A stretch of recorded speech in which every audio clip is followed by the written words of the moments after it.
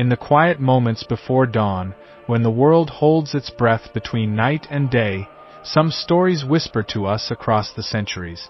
These are not just tales of heroes and villains, but mirrors that reflect the deepest truths about human nature. Today, we journey back to an ancient time when gods walked among mortals, and one man carried within his body the power to shake nations. This is a story that will make you question everything you think you know about strength, love, and the price of betrayal. Picture, if you will, a time when the world was smaller but somehow more dangerous. A time when entire peoples could be enslaved by the might of iron weapons and the cruelty of kings.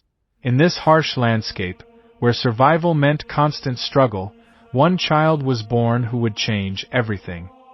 His name was Samson, and his story is one that will leave you breathless, heartbroken, and ultimately transformed. Our story begins in one of the darkest chapters of Israel's history. The land that God had promised to Abraham's descendants had become a place of suffering and shame. The Philistines, a powerful people from across the sea, had conquered much of the region. They were not just military conquerors but technological masters, wielding iron weapons against Israel's bronze tools, riding in chariots that thundered across the battlefield like rolling thunder. For the people of Israel, every day was a reminder of their weakness. They watched their children grow up as servants, their fields harvested by foreign hands, their temples desecrated by foreign gods. The Philistines did not just want to rule Israel's bodies, they wanted to crush their spirit. They wanted to prove that Israel's God was weak, that their faith was foolish, that their hope was nothing but a childish dream. But even in the darkest night, a single candle can push back the shadows. And in this time of despair, that candle came in the form of a promise whispered by an angel to a woman who had given up hope of ever holding a child in her arms. Manoah's wife had carried the weight of barrenness for years. In ancient times, a woman without children was often seen as cursed, forgotten by God. But sometimes, God's greatest miracles come to those who have waited the longest. One day, as she went about her daily tasks, the ordinary became extraordinary. An angel appeared before her, not with fanfare or trumpets, but with the quiet authority of heaven itself. The message was both thrilling and terrifying. She would have a son, but this would be no ordinary child. From the moment of his birth, he would belong to God in a special way. He would be a Nazirite, bound by sacred vows that would set him apart from all other men. No wine would touch his lips, no unclean food would enter his mouth, and most importantly, no razor would ever cut his hair. His uncut hair would be the visible sign of his covenant with God, the source of a strength that would make him legendary. The angel's words carried a promise that must have seemed impossible to believe. This child would begin to deliver Israel from the Philistines. One baby, one boy, one man would stand against an entire nation. It sounded like madness, but it was the kind of madness that only God could orchestrate. As Samson grew from child to man, it became clear that he was unlike anyone who had ever lived. The Spirit of the Lord rested on him in a way that defied explanation. His strength was not just impressive, it was supernatural. Stories of his feats spread like wildfire through the hills and valleys of Israel, each tale more incredible than the last. Imagine being a young shepherd boy, hearing whispered stories around campfires about this man who could tear apart a lion with his bare hands as easily as you might tear a piece of bread. Picture the awe and fear in people's voices when they spoke of how he killed 30 Philistine soldiers in a single fit of rage, or how he burned their crops using 300 foxes with burning torches tied to their tails. But perhaps the most famous story of all was the day when Samson found himself surrounded by 1,000 Philistine warriors. Any normal man would have prayed for a quick death, but Samson was far from normal. He picked up the fresh jawbone of a donkey and with this crude weapon, he cut down 1,000 trained soldiers. The battlefield became a carpet of bodies, and Samson stood alone in the center, breathing heavily but undefeated. These were not just stories of violence, they were stories of hope. Every time Samson struck down Israel's enemies, he was telling his people that they were not forgotten, that their God was still powerful, that their freedom was still possible. He was a living reminder that sometimes God chooses the most unlikely heroes to accomplish the most impossible tasks. But even as Samson's legend grew, so did whispers of his weakness. For all his incredible strength, he seemed to have no control over his emotions, especially when it came to women. He was drawn to conflict like a moth to flame, but he was equally drawn to beauty and passion. His heart was as ungoverned as his strength was unlimited. This combination of incredible power and poor judgment made him dangerous, not just to his enemies but to himself. He would fight the Philistines one day and socialize with them the next. He would defend Israel's honor and then risk everything for a pretty face. It was as if God had given him the strength of a giant but left him with the wisdom of a child. This is perhaps the most tragic aspect of Samson's story. He had been given everything he needed to be Israel's greatest deliverer, but he lacked the self-control to use his gifts wisely. He was like a man trying to perform surgery with a sword, possessing incredible power but lacking the precision to wield it effectively. It was in the valley of Sorek, that dangerous border region between Israel and Philistine territory, that Samson's fate would be sealed. Here, among the vineyards and olive groves, his eyes fell upon a woman who would change everything. Her name was Delilah, and she would become the most infamous woman in biblical history. The Bible tells us little about who Delilah was or where she came from. Was she a Philistine? Was she an Israelite? Was she simply a woman trying to survive in a harsh world? We may never know. What we do know is that she possessed a beauty and charm that could make the strongest man in the world forget his purpose, his people, and his God. Samson fell in love with her, but this was not the gentle, growing love of a mature man. This was the consuming, desperate love of someone who had never learned to control his desires. He was obsessed with her, blind to everything except his need to possess her. And in that blindness, he became vulnerable in a way that no army had ever been able to make him. The Philistine lords saw their opportunity immediately. 4 years they had tried to defeat Samson through military force, but his divine strength made him invincible on the battlefield. They had tried to trap him, to corner him, to overwhelm him with numbers, but nothing worked. He was like trying to catch lightning in a bottle or hold back the tide with their bare hands. But now they saw a different kind of weakness. If they could not break his body, perhaps they could corrupt his heart. They came to Delilah with an offer that would test the limits of any person's integrity. Each of the Philistine lords would give her 1,100 pieces of silver if she could discover the secret of Samson's strength. To put this in perspective, this was an enormous fortune. Most people in that time would never see such wealth in their entire lives. It was enough money to buy a small kingdom, enough to live in luxury for the rest of her days. But the true cost of this silver would be measured not in coins but in blood and betrayal.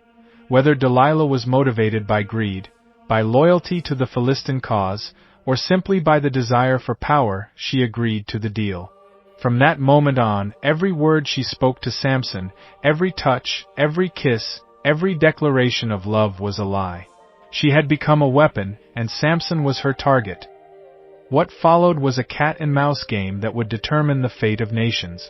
Delilah, using all the weapons of feminine charm and manipulation, began to probe for Samson's secret. She made it seem like playful curiosity, like the innocent questions of a woman in love. But behind her beautiful eyes was the cold calculation of a spy. "Please tell me," she whispered, her voice as sweet as honey, "where does your great strength come from?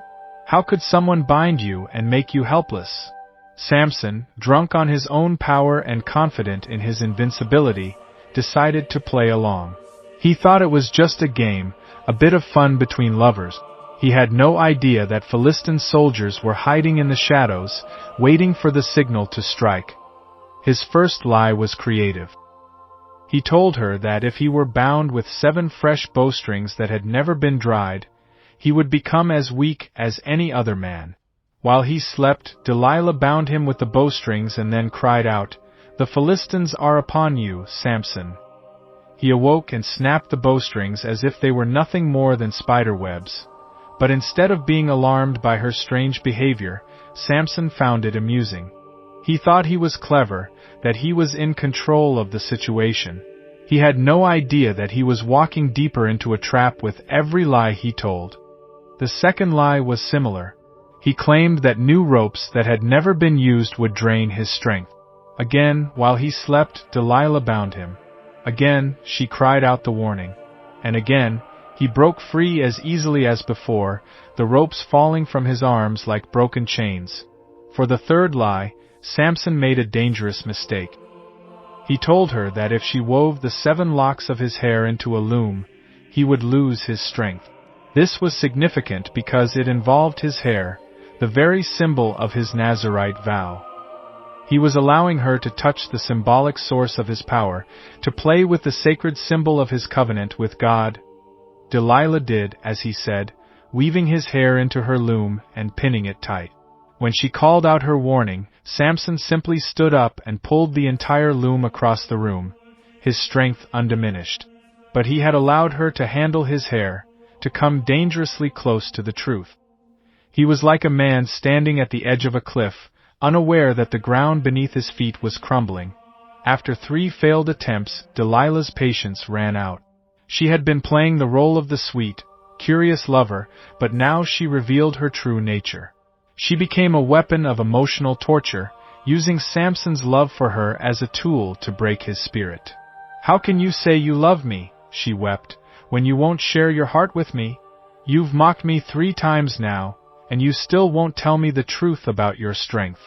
Day after day, she pressed him with these accusations.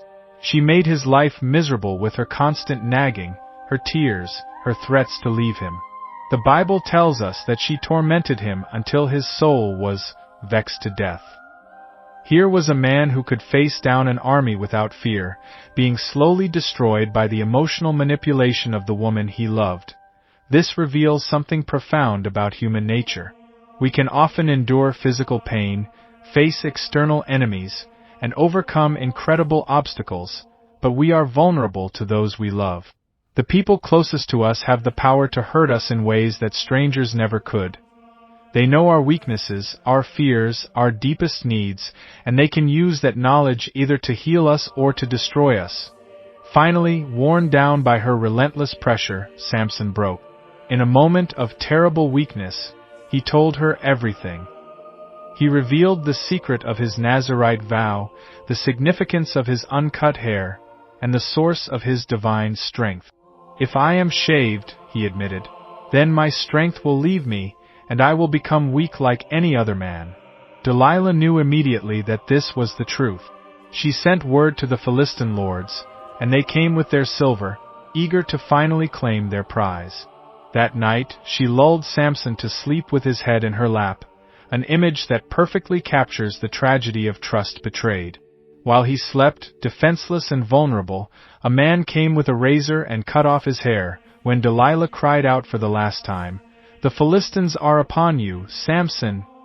He awoke expecting to shake off his attackers as he had done so many times before. But this time was different. The Bible contains one of the most heartbreaking lines in all of literature, but he did not know that the Lord had departed from him. Imagine the horror of that moment. Samson stood up, flexed his muscles, and felt nothing. The power that had been his constant companion since childhood was gone. He was just a man, and not even a particularly wise or skilled man. He had traded his divine calling for a woman's kiss, his people's freedom for a moment of passion. The Philistines seized him immediately. But they did not kill him quickly. They wanted to make him suffer, to humiliate him, to turn him into a symbol of their victory over Israel and Israel's God. They gouged out his eyes, making the man who had been blinded by love literally blind. They bound him with bronze chains and dragged him to Gaza, where they forced him to work like an animal, grinding grain in the prison mill. The sight of Samson pushing the millstone in endless circles, his empty eye sockets weeping blood, His mighty frame bent under the weight of slavery must have been one of the most devastating images his people had ever seen. Their champion, their deliverer, their hope had become their greatest shame, but in the darkness of his prison cell, something began to change. The hair on Samson's head, the symbol of his broken covenant, began to grow again. Day by day, week by week, it grew longer and thicker. And as it grew, perhaps Samson began to remember who he was supposed to be. Stripped of his strength, his sight, and his pride, he was left with nothing but his thoughts and his regrets. In the grinding monotony of prison life, he had time to think about his choices, his failures, and his God. The man who had been too busy enjoying his power to develop his character was finally forced to confront the emptiness of his soul. The Philistines, drunk on their victory, decided to hold a great festival to honor their god Dagon. Thousands of people crowded into the temple, their hearts filled with joy and mockery. They declared that their god had delivered Samson into their hands, proving that their deity was stronger than the God of Israel. As the celebration reached its peak, someone had an idea. Why not bring out their famous prisoner for entertainment? The crowd roared with approval. They wanted to see the mighty Samson in chains, to laugh at his blindness, to celebrate his humiliation. Samson was led out and placed between the two central pillars that supported the temple's roof. The crowd pointed and laughed, jeering at the pathetic figure who had once terrorized them. But in that moment of ultimate degradation, something remarkable happened. Samson prayed. It was not a prayer for forgiveness or for healing. It was a prayer for one last taste of his divine purpose. "O Lord God," he cried, "please remember me. Please strengthen me just once more, so that I can be avenged on the Philistines for my 2 eyes." He asked the boy who was guiding him to let him touch the pillars so he could lean against them. And then, with his hands on the massive stone columns, Samson gathered himself for one final act. "Let me die with the Philistines," he shouted, and pushed with all his might. The divine strength that had been absent for so long flooded back into his body. The pillars cracked, groaned, and gave way. The entire roof of the temple collapsed, crushing the Philistine lords and thousands of their people. In a single moment of self-sacrifice, Samson achieved his greatest victory. The Bible records that he killed more people in his death than he had in his entire life. The story of Samson and Delilah is more than just an ancient tale of strength and betrayal. It is a timeless lesson about the human condition, about the battle between our divine calling and our earthly desires. Samson had been given incredible gifts, but he lacked the wisdom to use them well. He could conquer armies but could not conquer himself. His story teaches us that our greatest strengths can become our greatest weaknesses if we do not develop character to match our capability. It shows us that the people we love the most can hurt us the most, and that trust, once broken, can have consequences that echo through generations. But perhaps most importantly, it reminds us that even in our darkest moments, even when we have failed most completely, redemption is still possible. Samson's final act was not just one of vengeance but of sacrifice. He died not as a prisoner but as a champion, finally fulfilling the purpose for which he had been born. His story is our story. We all have gifts and callings, we all face temptations and trials, and we all make choices that shape our destiny. The question is not whether we will be perfect, but whether we will learn from our mistakes and find the courage to fulfill our purpose, even if it costs us everything. The legend of Samson and Delilah continues to captivate us because it speaks to something deep in the human heart. It reminds us that strength without wisdom is dangerous, that love without discernment can be destructive, and that our choices have consequences that reach far beyond ourselves. As we face our own challenges and temptations, we can learn from Samson's triumphs and failures. We can strive to develop not just our abilities but our character. We can choose to trust wisely and love deeply while remaining true to our highest calling. Thank you for joining me on this journey through one of history's most powerful stories. If this tale has moved you, challenged you, or made you think differently about strength, love, and redemption, I encourage you to like this video and share it with others who might benefit from these timeless lessons. Please subscribe to our channel for more explorations of the stories that have shaped human civilization. Leave a comment below and let us know what you think about Samson's story. What lessons do you take from his life?